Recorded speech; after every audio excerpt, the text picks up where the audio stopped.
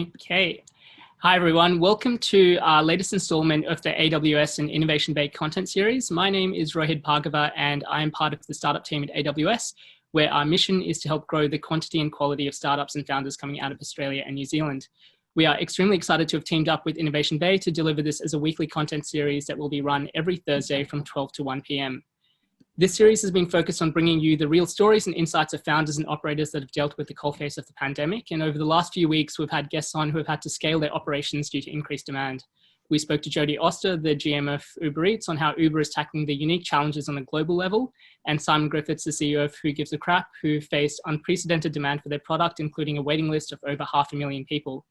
Today, we shift gears and look at one of the industries most affected by the lockdown over the last few weeks and likely in the weeks and months ahead. We're delighted to have Tobi Skovron, the CEO of Creative Cubes, on the show to discuss how COVID has affected his business and the co-working model moving forward. If you aren't already familiar with Innovation Bay, it is the longest running community group for tech startups and investors in Australia. Their mission is to support founders on their journey from idea to IPO and beyond. They run events and programs across the country and now online, all focused on helping a community of over 5,000 founders, people working in startups, investors, and others to learn, connect, and grow. If you aren't already a member, you can sign up at innovationbay.com. Before I hand over the mic to Rachel to kick things off, I wanted to let you know how the session will run. We will start with around 35 to 40 minutes of Rachel interviewing Tobi before we jump into questions from you. Please submit any questions you have into the Q&A tab, which you can find at the bottom of your screen. I'll jump in at the end to facilitate this part of the session. We also have a chat function running so you can engage with others in attendance. But as always, please be considerate of others whenever speaking through these channels. With that out of the way, I'll hand the mic over to Rachel to kick things off. Thanks so much, Rohit. Hi, everyone. I'm Rachael Neumann from Amazon Web Services team. Welcome to our webinar series where we dive deep with our startup leaders and hear how they're navigating through these unprecedented times. For those of you who have joined us in previous weeks, as Rohit said, we've had some amazing conversations with experienced founders like Patrick Llewellyn, Jody Oster, Simon Griffiths. Join us to shine a light on how they have and are managing through these turbulent times when their company and industry has been disproportionately rocked by the current crisis. So that's ranged from on-demand designers, on-demand food delivery, and much in-demand toilet paper. Now this week we have entrepreneur Tobi Skovron joining us. Tobi had dreams of becoming an entrepreneur from the time he was very young, but funny enough, found himself in podiatry in the hopes of creating the ultimate fashionable yet functional shoe of the future. Now that didn't last very long, and 3 years into his studies, Tobi decided he had enough of looking at images of skin disease and foot fungus. Although his foot fetish kind of continues, anyone who knows him knows he has a very impressive sneaker collection. But his entrepreneurial journey led him to create, of all things, the Pet Loo, which was actually something that solved his own challenges of being a dog owner while living in an apartment. After many years of hustling the Pet Loo from his home in Los Angeles, Tobi started working from a co-working space and totally fell in love. So fast forward a few years, and Tobi is now the founder and CEO of Creative Cubes, a series of next-gen co-working spaces in Melbourne, which have won Melbourne's Design Awards, as well as others, and literally gets jaw drops from everyone who enters them. In addition to Creative Cubes, Tobi has spun up a number of businesses to serve the residents of those co-working spaces, including an events company, food and beverage companies, yoga and fitness companies. Without further ado, let's welcome Tobi. Tobi, thanks for joining us. Thanks, Rach. Thanks for having me. Tobs, I'm going to jump right into it. Your businesses are absolutely amazing, and we'll get a chance to talk about your vision and your incredibly high standards later on in the conversation. But as I list out your businesses, it literally sounds like the industry's most impacted by COVID list. We have offices, gyms, events, food and beverage. I imagine you guys are taking a hit right now. Talk to me about what the last 2 months of your life have looked like. The last 2 months, quite honestly, have been no different to the last 20 years being an entrepreneur. Wake up every day, get kicked in the nuts, smile, say thank you, and go to bed. So look, in all seriousness, it's been brutal. We are, our number one value is community. And at all times, we are in the business to protect and preserve our community at all costs. So as our community starts to feel the pain, so do we. And when the government says, hey, everyone work from home, and what you offer is workspaces for a living, or a beverage business or an events business, or you run a chain of Orange Theory studios, Orange Theory fitness studios, yeah, it hurts. The reality is that while say 95%, well, probably 90%, and shrinking into the 80s this week, are working from home. The reality is we haven't really lost members. We have suspended and paused across all sectors, whether it's Orange Theory, Creative Cubes, so on and so forth, Rebel Monk. We've suspended memberships, but we actually haven't had many terminations. So once everyone comes back and the lift or the ban has been lifted, we think there's going to be a very strong rebound. And I think that rebound is actually going to be compounded by what we do for a business is flexible office space. And I think a lot of people right now are looking at their obligations from their long lease obligations, large companies all the way through, and saying we need to be more flexible, we need to be more nimble. And I think that what's happened right where we are right now, it hurts, right? It's starting to ease off and we see a light at the end of the tunnel. What I think is going to happen very, very soon is we sort of the sector that we're in, call it Creative Cubes and co-working, as a primary driver and my biggest business unit. I feel like the category has been, or the industry has been propelled forward 5 to 10 years in the last sort of 6 to 8 weeks, right? So we're going to talk about what you think is going to be the future for your business and the future of co-working space in a minute. But I want to just kind of rewind back a few weeks. And I want you to tell me, first of all, one, how it felt, but also what you did in this oh shit moment where, you know, the government or conventional wisdom is saying, you know, stay home, don't go to gyms, don't convene in communal spaces. So first of all, like, what went through your head? And then what were some of the levers that you and the team had to pull with each step of the way, especially as announcements were literally being made daily as your world was changing? So tell us what you had to do operationally. So the first thing I want to make sure we articulate is that, you know, living and working in the eye of the storm, when the pandemic hit, it was, from a personal lens, it was very numbing because, you know, I'm constantly trying to progress and trying to do stuff, and, you know, 9 times out of 10, it doesn't come off. So for the pandemic to hit, I was like, okay, yeah, well, it's a pandemic. Whoop de do, like, let's just get on with it, right? Like, I didn't shit the bed, and I certainly didn't like start to lose sleep over it. I'm very, very lucky that through the last 20 years of my entrepreneurial journey, my wife has always drilled into me, focus on what you can control and get upset and get bothered on stuff that you can control that you're not controlling, and everything else, like, let it to be. And so when the pandemic hit, I've got to be honest with you and say, at the time, I was very excited. And I don't say that because I wanted to see people get hurt or anything like that, or businesses get shut down. I was very excited about the opportunity to stand up and stand in the eye of the storm and actually present my true colors as a leader to the organization, leader to my family. And so that oh shit moment was really, like I said, very numbing for me. And it was kind of like, all right, this is the course of action. As we progressed through it, obviously waves of emotion, as we progressed through it, what we were going to send out to the community and to the market at 9 a.m. was very different at 2 p.m. And sort of like, you just kind of didn't want to go too quickly and react too fast. So, you know, we had to take our time and make sure that we were concrete on some of our decision making, and then lean on the board a little bit and say, hey, this is what we're seeing inside the eye of the storm. What are you guys seeing outside? And how do those two worlds line up?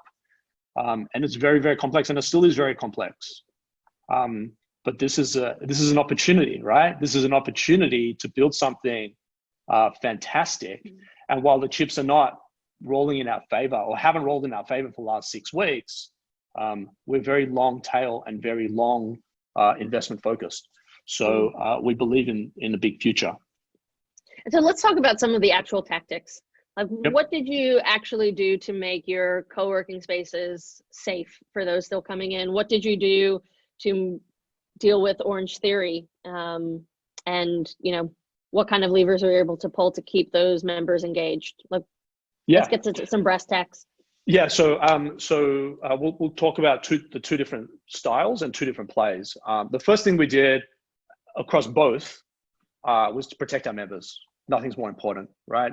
And as members pop off and as members go, hey, I need help, like we absolutely leaned in. One of our values here is courage, and some of that having courage is leaning in on stuff that you don't really like to talk about or feel. And so we leaned in on our members leaned in on us. Some of them ended up being suspended on the Creative Cube side. Hey, I can't pay my bill. I've got no business. My stuff has evaporated overnight. Cool, we'll suspend you. We'll suspend billing, but we won't suspend access. So please just keep coming, keep doing your thing. We've got you covered, right?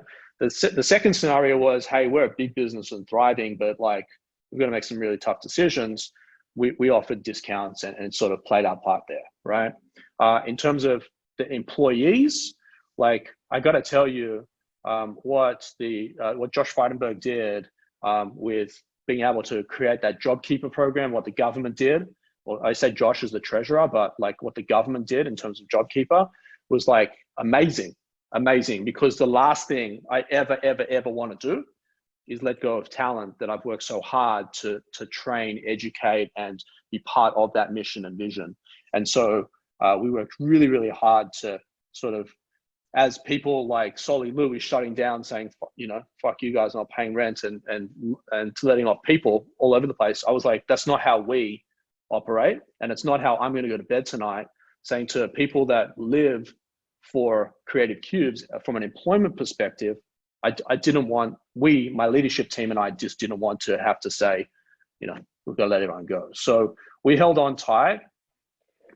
We had to reduce, obviously there's very little work going on at the moment. So we reduced everyone's hours down. So what was a 5-day a week became a 4-day a week, which is now in some divisions and some businesses are 3, sometimes 2-day a week. So we did that, and we've got everyone on the JobKeeper program, which has then led us to be able to execute stuff on the landlord side of things and sort of try and lower our costs as well. So we gave discounts, we gave whatever we could to our members as a primary to make sure that they were taken care of, right? And then we worked out, hey, now how do we recover from this, or how do we get a win from the result? So that was brutal. On the Orange Theory side, like everything went to zero. Everyone was suspended. All memberships were put on hold, which is incredibly frustrating, because we were just doing both sides, both businesses were doing such great things. But we are poised and ready to embrace, maybe with social distancing in consideration, we're poised to really embrace community on the rebound. And I mean, with Orange Theory, you guys spun up an app pretty quickly, had at-home workouts that are going, and from what I hear, like that's been pretty amazing. Have you found just ways for you to engage your communities on either business while they're not physically present? Yeah, on both sides of the fence, absolutely. Orange Theory, I'd like to say that I'm like really heavily involved there. I'm just a train driver. It's part of a franchise group. I believe in what they were doing. So I bought a bunch of franchises with my partners here at Creative Cubes, as well as a couple of operators out of the US. So I'm really passive to that, but I'm a massive consumer. I think the science and the data that Orange Theory gives you, there's no better workout on the planet. And as an entrepreneur, I need that as a pillar to keep my head in the game when we're dealing with these situations. So what Orange Theory did, I'm in awe of. I have no part to do with it. I'm just a franchisee of a bunch of locations, proudly. On the Cube side of things, our community really leaned on us to what does Creative Cubes make of all this? And so we started to spin up content. We have some great people in here like Ilan from Cloud CFO, who was basically keeping us engaged on sort of from our community on stuff that we should be aware of, stuff that we should be doing. And then because there's a lot of noise out there, community members were just kind of like, hey guys, there's so much stuff, I don't know where to start. We kind of simplified it. We sent out notifications. We engaged the happiness team here. We're speaking to the members on a regular basis, not for anything, just checking in and making sure they're okay. So we maintained engagement. Our social media is obviously quite popular. And there's a lot of DMs and a lot of stuff going on there with Sim and the digital stuff that we're doing there. So, maintaining a digital content, I think Sade and what Sade's doing with a couple of other leaders throughout our community on a regular basis. She's doing some live streams, talking about leadership and dealing with COVID, and there's newsletters going out, and there's a whole bunch of stuff on the digital sphere. But I got to be honest with you, this is where I kind of value the old fashioned way, which is like seeing people and being around people is very, I can't wait for that to happen. So you have Richmond as your first site, and that's amazing, on Church Street. Then you opened Hawthorne, which I love because it's around the corner from my place, and you know that I was a frequent visitor of both Orange Theory and Cubes there. And then South Melbourne was just about to come online, or I guess just did come online before all of this. So first of all, tell us about South Melbourne, because I haven't been there personally, but the pictures are pretty insane. And what is your thought with when South Melbourne will get to be, full of that incredible entrepreneurial energy that is, synonymous with Cubes? And then how are you, I think you had plans for other sites in Melbourne and possibly Sydney. Like, how are you thinking about the future of the business right now? Look, I'll be honest with you, and I messaged you a person and said, "What's and all? Let's do this." We're extremely well capitalized as a company, right? So we're not running by the seam of our pants. We put a lot of risk on the table, right? So we've got lines of credit with the bank. The bank wants some guarantees. My house is tied to that. Other co-founders' houses are tied to stuff. There's a ton of equity or cash that we've had to give up to make sure that we're in a very strong position. Now, by the way, we were very strong financially before this. This wasn't just gonna, all right, now we've got to do this, right? We're building a business here that I hope will be 20 years plus into the future, right? I have had a couple of exits historically, and they were great, but they weren't very fulfilling for me. So coming into Creative Cubes, it's all about the long tail, right? It's all about how I can give the community what wasn't there for me as an entrepreneur in the early 2000s, and what I started to establish and start to learn when I visited Los Angeles. In terms of like our product offering, like we're very, very highly, very, very highly regarded by a community and as a brand. We run quarterly NPSs. They always score high 90s on a regular basis. And the difference between the 90 and 100 or 96 and 100, we dive deep into trying to understand that, right? So I just want to kind of paint the picture that this business is not running by the seam of its pants. We're heavily invested, and we believe intently on where we're going to be and where the future will be. We're trying to go where the puck is going, not where the puck is, if you're a hockey player, right? And so we kind of deployed, close to $8 million of CapEx into South Melbourne, right? But we didn't do that to try and get it back in 30 days. We took a 20-year lease and a 20-year lens and a 20-year view on the return on investment, and sort of like what that looks like. So, come February, March, we were on a tear. January, February, March, like the leads and the opportunities coming in, the refinement of our acquisition channels, all of that digital strategy, as well as a physical and referral strategy and our broker network and traditional real estate agents on fire. Like, just like if we were on a basketball court, we're scoring 45 points every night, no problem, right? I'd say that with no arrogance either, right? We work fucking hard to be able to get to that cadence and that operating rhythm. And then come March 13, Friday the 13th, everything fucking just went off the cliff. So like it was brutal, and I feel like for the most part we're starting again, but we're not starting again from zero. We believe that South Melbourne, we believe in the property, we believe in the location, we believe in the physical attributes of the building, And we believe in our happiness team that we can deliver an incredible experience. And we've got to be patient, even though entrepreneurship is all about the hustle and getting shit done today, not in a week. Hunter, not farmer mentality. But at the same time, there's this nice balance. Maybe it's maturity, maybe it's the gray on my chin, maybe it's experience.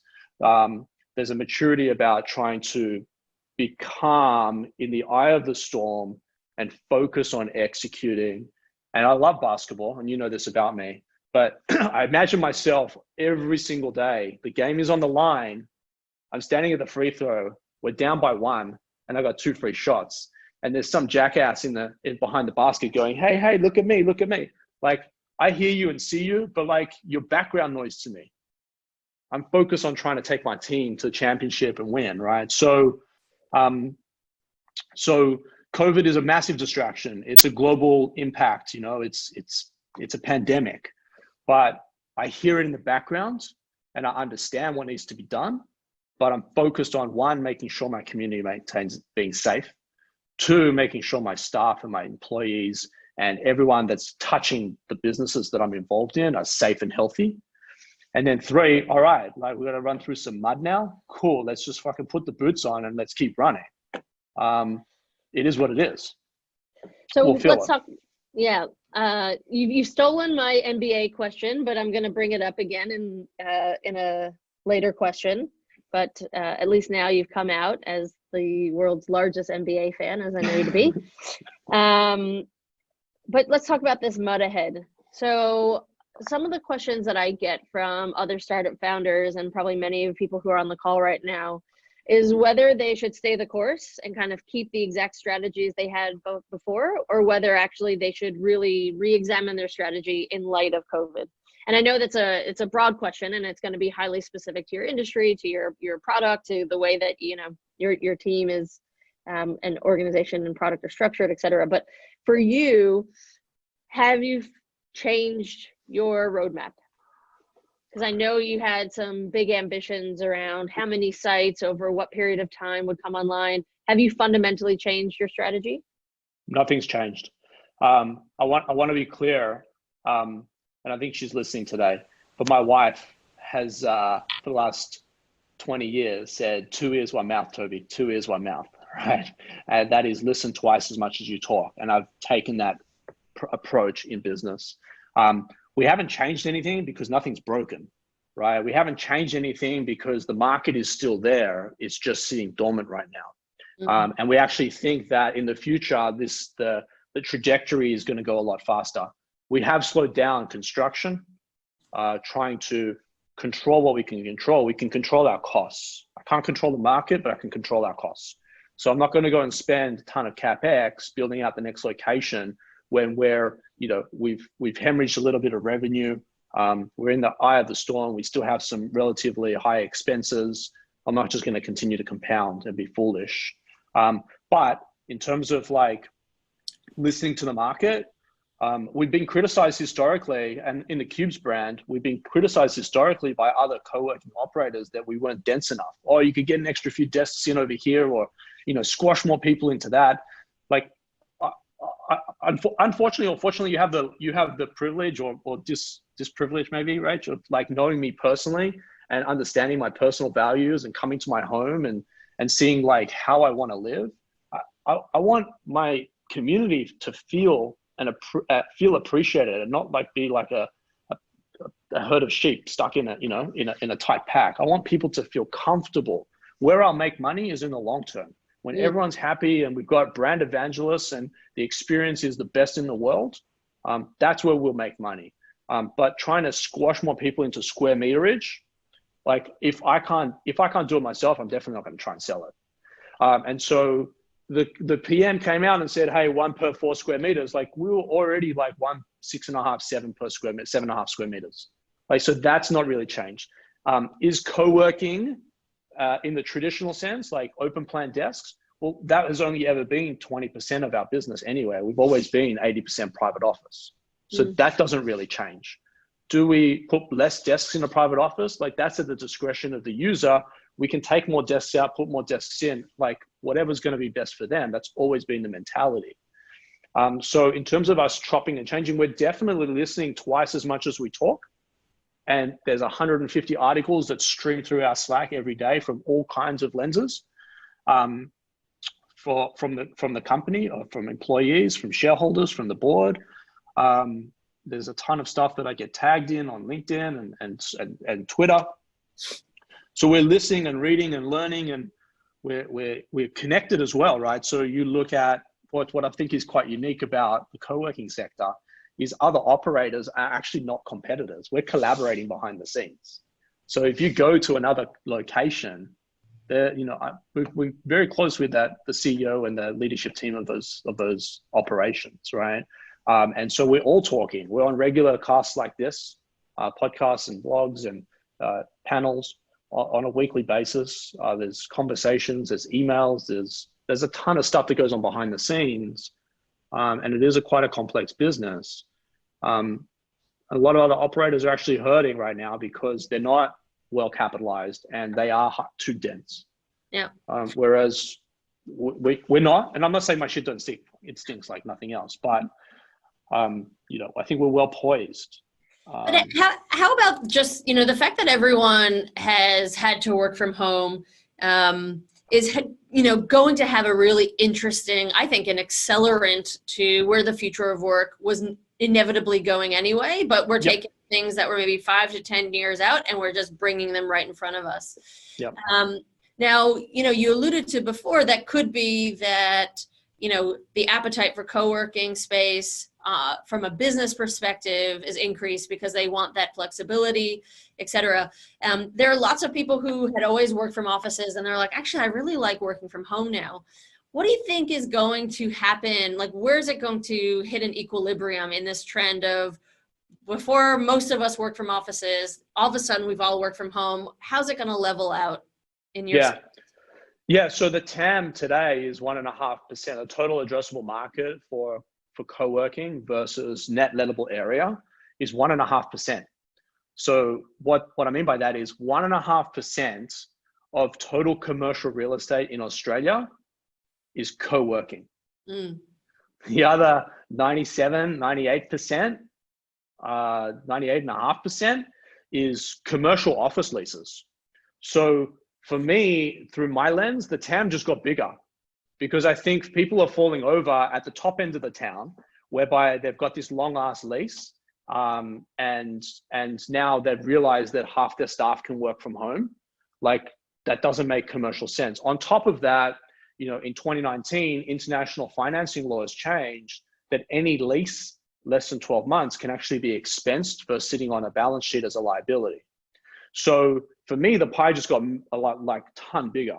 And I think that we can accelerate from 1.5% to 10% of total net lettable area on the commercial real estate front. That's fucking massive, right? And so I think that the top end of town go, holy shit, we've got seat for 200 people in our building. 50 of those guys can work from home and another 50 want to work in a local neighborhood. 10 of them live in the east, 10 of them live in the south, 10 of them live in the north. Let's plug into a community, or let's plug into a professional office or service office or flexible office space whereby they can have their 10 seats, 50 seats, 20 seats, whatever the number is, reduce their corporate shrink their corporate footprint by 50% because they just don't need it. And give their staff, oh, you want to work from home? Cool. Oh, my daughter's got her exams or whatever's going on. I can't work from home this week. Okay, we'll just plug into one. Here's a membership. Go plug into, doesn't have to be Creative Cubes. I'd love it to be, but plug into a local operator nearby. So I think the future of work, assets and liabilities, and I guess maybe, the old corporate HQ was a form of sort of peacocking. Look how big we are, look how great we are. I just don't think people care about that stuff anymore. They care about their people and the happiness of their people. And some people have really thrived working from home and productivity hasn't dropped. And others, including myself, have had 2 young daughters doing homeschool where it's just impossible for me to try and run a company while they've got homeschool going on with their own Skypes and this and that. I need a space to just come and work, even if it's for a couple of hours a day. And then there's compartmentalization, right? So for me, my heart is on my sleeve at all times. But what I've been able to do successfully, probably over the last 10 years since we got back from like during my time in LA, because before of it, it was just a complete mess, was I was able to work at my co-working space, close the door, leave my work at work, and then come home and spend time with my family and my wife and the dogs and all the rest of it. So there's a compartmentalization of work and play. I think that what's going to happen is people are going to go, I can work from home, and then the lines will be blurred between work and play, because I've been there and done it. And then they'll be like, fuck, I just need to get out of the house, but I don't want to go and work at the corporate HQ. And then there'll be sort of this sweet spot in the middle that we solve. I mean, and I've heard that from my team members as well as myself.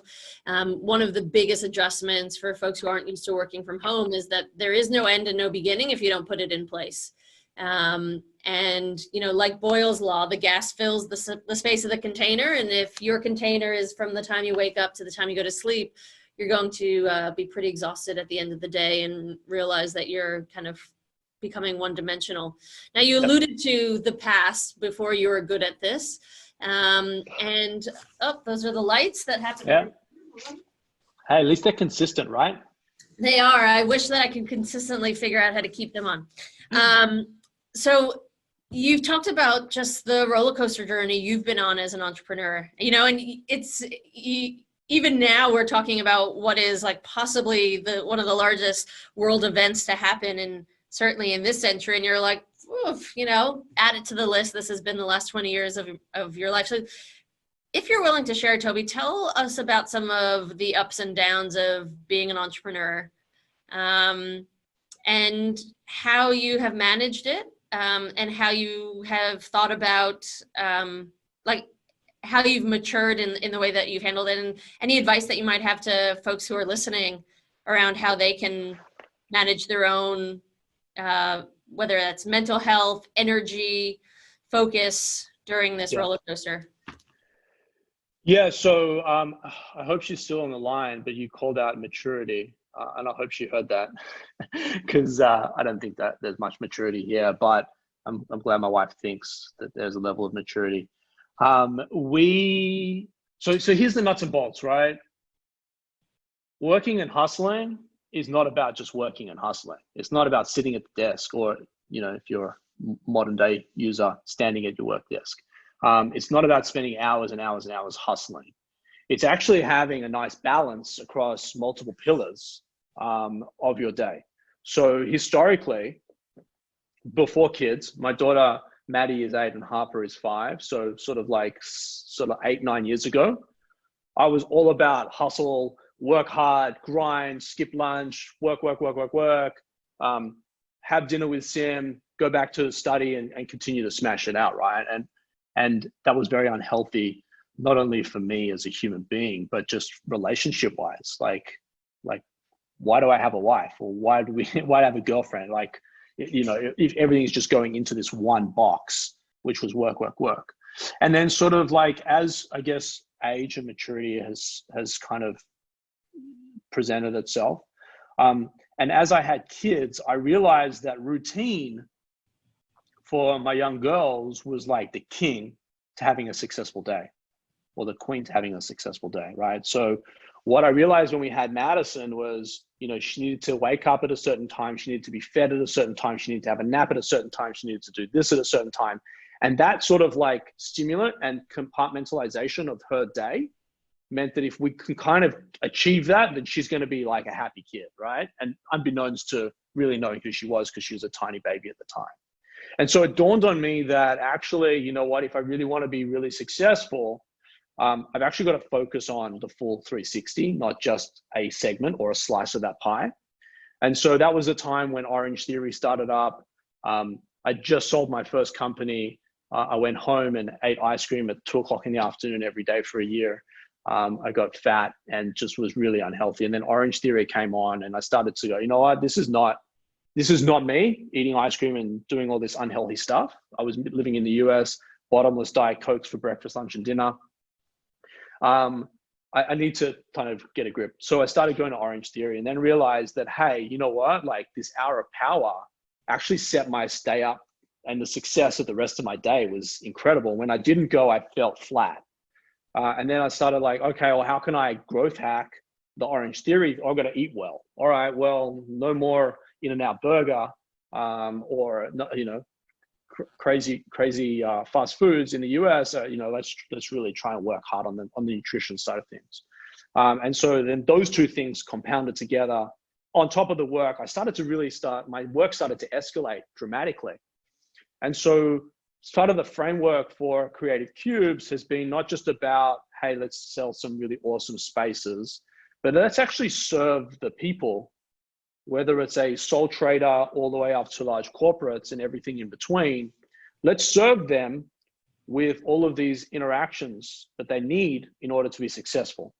So that went on with, hey, I want to put a Creative Cubes and an Orange Theory together, and Hawthorne's a great example of that. Then I started meditating. I was like, you know what, like the fast pace and the hustle and the go get 'em is one thing, but like you need to chill at the same time, right? So I started doing yoga and meditation and mindfulness. And then we put Timber and Greens in, which is our food and beverage arm, which was organic, wholesome ingredients. So like, I'm not good with food. In fact, having lunch is a speed bump for me on my day, you know, if I'm trying to sprint down the highway. And so all of these components and all these ingredients actually are really, really important to sort of like the BHAG, the big, hairy, audacious goal, which is way up to the right.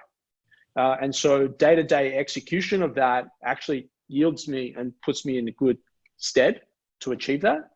And so it was only really through maybe being impatient and frustrated and sort of like hustle to having kids, and then dawning on me to like, hey, slow down, smell the roses, but like actually part of this is really important in the big picture for everything else. And then health and wellness and mindfulness and eating well and sort of taking time out and meditating and self-reflecting, all of those things were really, really important to a successful success. And so during the eye of the storm, a lot of people just throw everything to one side and go, I just got to focus on my business.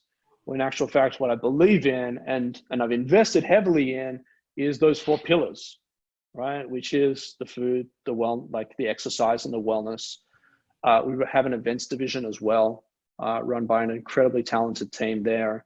And they bring in, you know, pro athletes. We've got Shaquille O'Neal coming in early next year. I was fortunate enough last year to meet Kobe Bryant 10 months before he passed, and sort of like have those experiences and have that knowledge base in front of you to learn as much as you possibly can from them. Takes you to a whole new level. This is a good segue to the MBA question that I've been dying to ask you. So you are the world's biggest MBA fan. I think that's been clinically proven. You're totally obsessed, and it feels like the MBA has taught you a lot. And so what has it taught you, and what are some of those lessons? How have you applied those to your life as an entrepreneur? You know, it's less about NBA and it's more about the discipline of basketball. And so as a youngster, I played state basketball. I was fortunate enough to make a team that went to the US when I was in my early teens.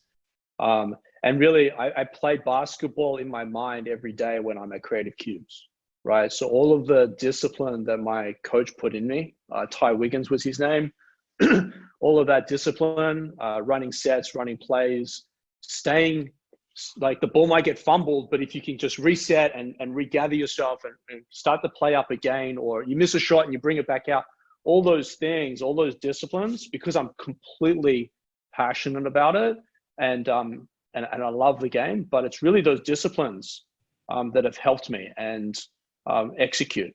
And so as a young kid, you know, from the time I could bounce a basketball all the way up until today, you know, all of those lessons, I guess my mum used to say to me, Toby, if you only knew school as well as you knew basketball, but basketball was the school that spoke to me. Basketball was the tool that taught me all of those disciplines that I have then used as my knowledge base for running business. I'm not trained. Like you called it out earlier, I did a couple of years of podiatry. I'm a high school, a university dropout. Like it just didn't speak to me. I'd had aspirations of running this incredible business over here, but I didn't like fungus and disease and nails and skin dystrophy and the and quite honestly, the elderly's fungus. Like, it was just revolting. And I'm a very hygienic person.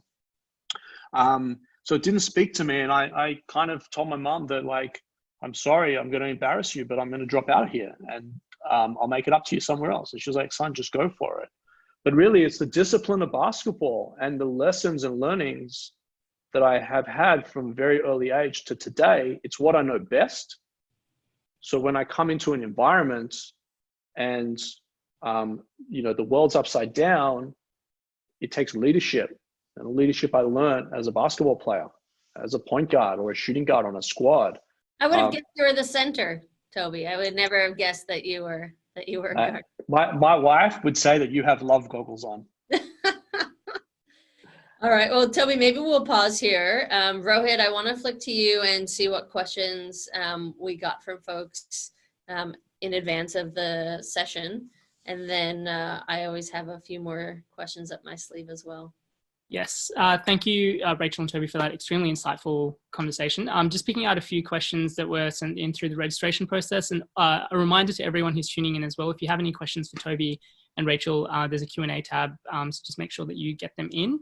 So, Toby, you spoke a little bit about, really taking a 20-year vision with the business and really kind of thinking about long-term sort of approach with it. One of the questions that came in from Ranjit was around, looking at kind of what happens post-pandemic and sort of essentially the code distancing measures that come in with it. Yep. How do you think about the way that, I guess, your community, but also the way that you potentially structure your spaces will change beyond this pandemic? Yeah, so thanks for the question. I think that I kind of answered a little bit throughout the dialogue. We're already set up that way, right? Giving people enough space to just be comfortable and happy was a really important ingredient to our success. So will we have, markers on the floor in the kitchens and the common spaces? Yep, probably. Have we increased cleaning specific to COVID, increasing it with specific hospital grade cleaning stuff and certification from the cleaner that they're COVID registered? Yeah, absolutely. But at any given time, you could ultimately eat off the floors at Creative Cubes anyway. We're a very clean, hygienic space. And I guess the co-working lens, for those that haven't really walked into a Creative Cubes before, like co-working as a lens is kind of like saying there's hotels and there's a Ritz-Carlton hotel and there's a 3-star hotel, right? And so, hey, I went and stayed at the Ritz-Carlton. You instantly think of, wow, that must have been really glamorous and nice. Or, hey, I went and stayed at, I don't know, a Sheraton or a 3-star motel, Motel 6. Is that here or is it in the US? You instantly have that mindset. And so unfortunately for me, when I tell people that I run a collaborative workspace or a flexible office space, they instantly think about some shitty dive that they went to that's got no natural light in the dungeon of some, really bad grade building. That's not what we're doing here. So like we really in the sink that no one is washing, right? Exactly. Yeah. So I mean, we have a concierge team here called the happiness team. Like we're really, really top end, but we're not expensive in terms of pricing, right? So we pride ourselves on this 6-star experience at a market price. And so the distance and the space and all the rest of it was definitely something we were criticized of giving too much away. But we're well within code. Coincidentally, we're above code. And we've taken a lot of time and extra precautions to make sure that everyone is safe. Nothing is more important to us than safety. One of the things that I love that you said was around, the market's still there. It's just on pause at the moment. And the next question comes from Madison Coate, who wanted to know about the approach that you're taking or the different ways that you're thinking about marketing for the reopening, and probably relevant for a lot of businesses who are probably on pause. How do you sort of approach sort of marketing and the messaging that you share to your potential customers moving forward? Yeah, so in the 7 to 8 weeks that we've been sort of on pause, by the way, the buildings have been open and buildings have been utilized, but at maybe 10 to 20% of total capacity, which is fine given the situation. But we've been here to support that 10 to 20% because they're part of essential services, or they physically couldn't work from home. So it's really important that we could do that. In terms of like how we market, we spent the last 7-8 weeks really looking at all of our marketing. And while, like I said before, nothing was broken except COVID happened, our existing marketing strategy still applies. We've built out several new pages on our website. We built out several new marketing campaigns and programs that are starting to now speak to the sort of like, I don't want to say the top end of town, but more like your large corporates. So some of the inquiries that we've been having coming through historically was sort of like your 1 to sort of 10 person inquiry with a sweet spot of 4 to 6. Like that really, that was a real sweet spot for us.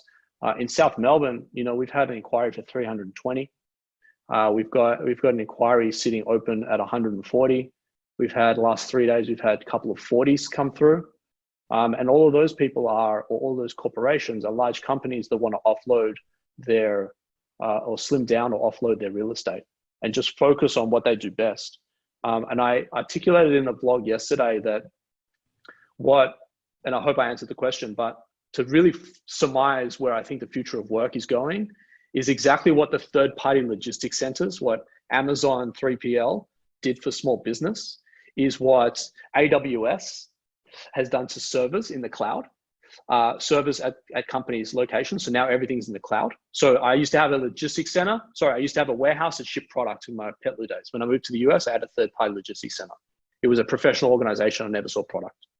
Today, companies are now opting for cloud service versus the traditional server on property. And I think the next wave of this is what 3PL did to traditional warehouse, what cloud did to servers, is what co-working flexible operators are going to be doing to traditional office space. And so we need to make sure that we're able to get that message across very concise and to the point, and quite on point, because the messages in stream today are just so much. I think that the point here, Madison, is that the TAM, the total addressable market, has grown. Those that used to go, oh, we would never go to co-working, are like, fuck, why are we spending all this money on traditional office? Not only that, you've got CapEx, right? So you got to fit it out. You got to give a bond. None of that here. You just show up, plug in, and away you go, right? So we've done all for you. We just need to be able to convey that message out very clearly. Speaking about the future, the next question is from Ankaran Krishnaraja. And the question is, what role do you see smart buildings or smart spaces playing in a post-COVID-19 world? Yeah, I think that just completely got propelled. Like Rachel said before, 5 to 10 years is now right here. I think no touch smart buildings are going to be really important, especially like, I was actually thinking about it the other day, like our South Melbourne bathrooms don't have doors on, like the toilets have doors on them, obviously, but to walk into the basin area, it doesn't have a door. And so if you're a male, you can go to a urinal and actually touch anything. The sinks are censored. I actually really appreciate that as a user. And so if I appreciate that, I'm going to give that to my community. So I think that smart buildings, like we're smart in every other component of the world. Real estate is a very slow, and this is one of my frustrations as an entrepreneur that's just hungry to go get it. Real estate's really slow. Like to build a location takes time. And so the real estate industry really needs to step up. Not that it's not, it just needs to get with, like, we're not in 2030. Well, it's like, we're not waiting for 2030, 2040 to come. Like it's now 2020. So I think it's really important. Everything that we're doing on a technology stack level, we've spent the last sort of 8 weeks really building out our stack and our slick user experience. It was pretty good before, now it's phenomenal. Have nothing to do with it, by the way. The team has put it together, led by Lyndon and George, and what they've built and the experience that we expect our members to have is just going to be raised even higher than what it is. One of the things I really connected with personally that you mentioned was just the importance, or like the discipline that sport teaches you and how you can sort of translate that to business. I'm a really big firm believer in that. And one of the questions that came in from Mark Neems is, what are some of the ways that you can think to get younger people more interested in business, like 12 or 15 years old? And I guess more broadly, what are some of the resources that you yourself look to learn from in terms of teaching yourself discipline or kind of your approach to leadership or business overall? Such a great question, so broad in answer, and I definitely don't have the direct answer that you'd be looking for. I've got a little girl, Maddie. and she's quite entrepreneurial. And so for me, it's not about trying to teach her what daddy's done, but actually feed her stuff that may spark her interest for her curiosity to then take her further. For me, as a kid, school never ever spoke to me. I felt like an outcast. I was an entrepreneur. And I think Steve Jobs really validated who I was by explaining to the world who he was. Not that I'm even anywhere close to his stature, but what he said spoke to me. And then when people said they didn't understand, I looked at Steve Jobs, right?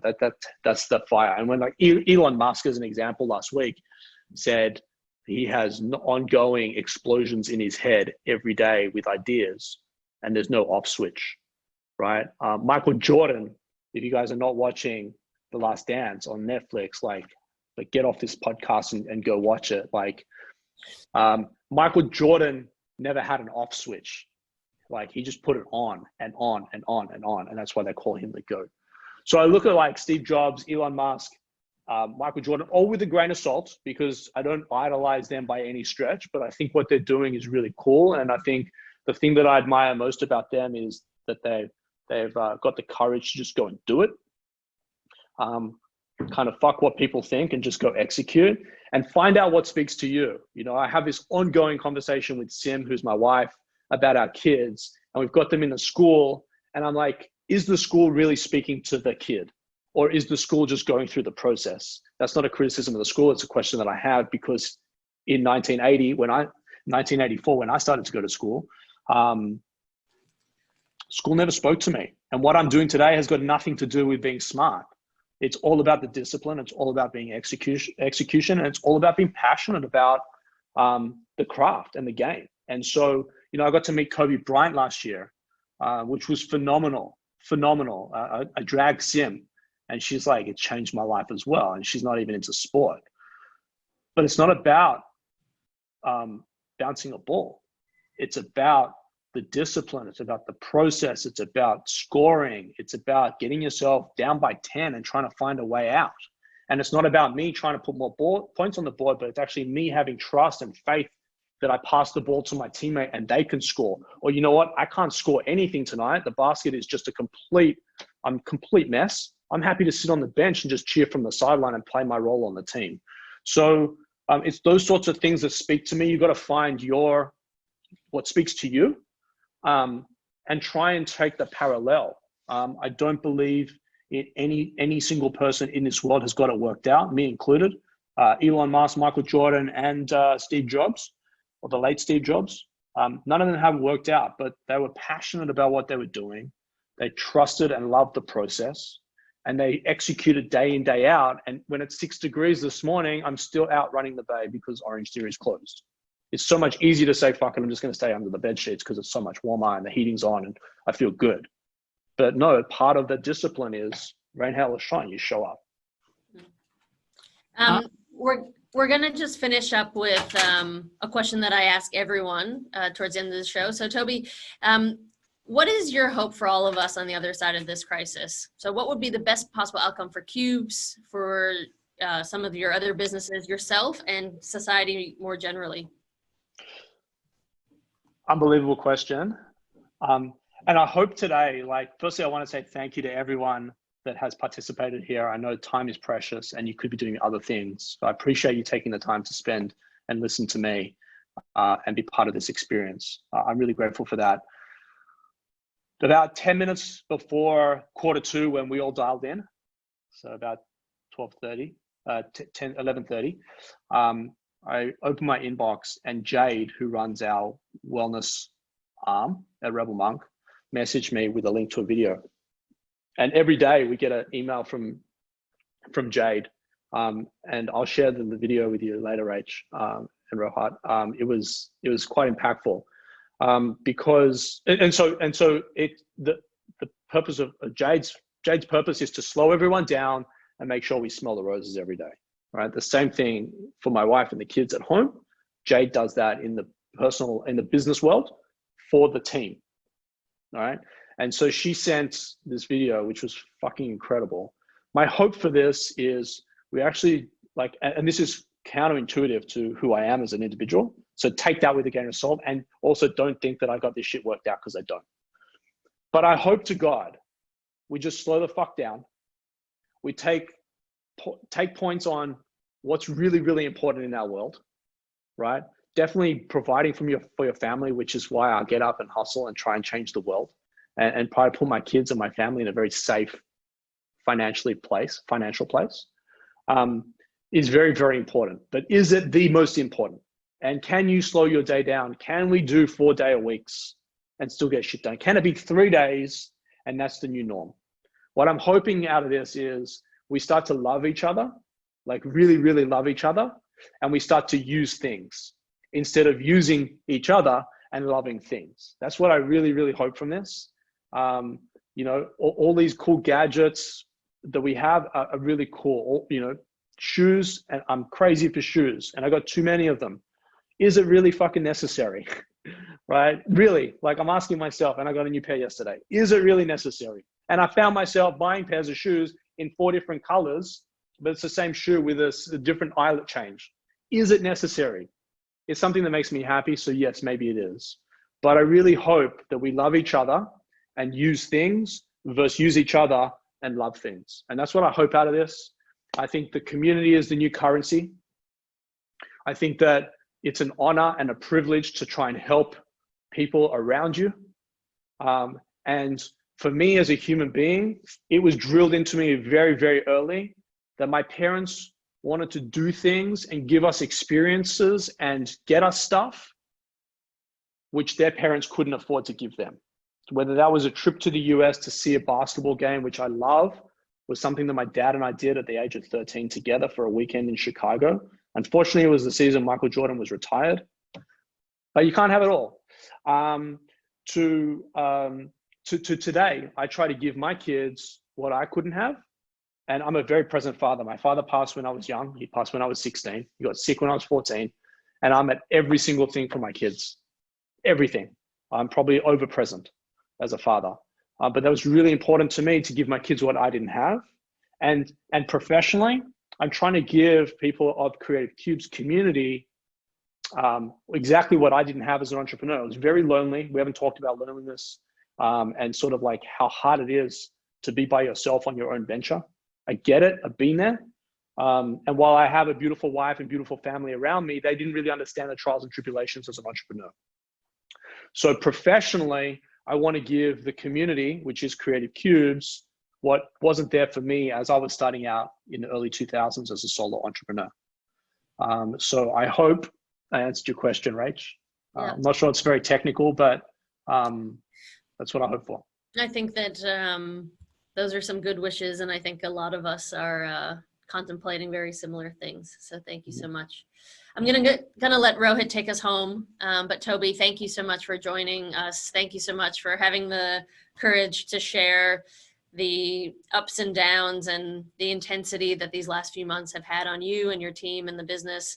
I've certainly, learned a ton, and we're, so grateful to have you in our community. So thank you very much. Hey guys, and likewise, I'm so grateful for you guys and what you guys do.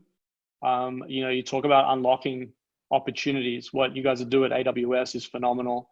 Innovation Bay, got a lot of love for Sean and the team there. So I think this is a win-win-win. You guys win from this, the community wins from this, and I win from it for thanking you to put me on this pedestal today. Thanks, Tobi. Rohit, take it away. Once again, thank you, Tobi and Rachel, for that extremely open, insightful conversation. I personally took away a lot from that conversation. I'm sure the people listening did as well. And obviously, thank you to all of you for tuning in. We really appreciate you taking the time out of your day to join us. Just two very quick notes from me before we sign off. As we've mentioned throughout, this is part of a weekly series that we're running. We'll go live every Thursday from 12 to 1 p.m. We'll be announcing our next guest shortly. And the second point is, as a thank you for joining us, we're providing $5,000 in AWS credits available to everyone who has registered and attended this event. The details and terms and conditions behind this offer will be sent to you via email. Thank you all for joining us. Take care of yourselves, and we'll see you next week.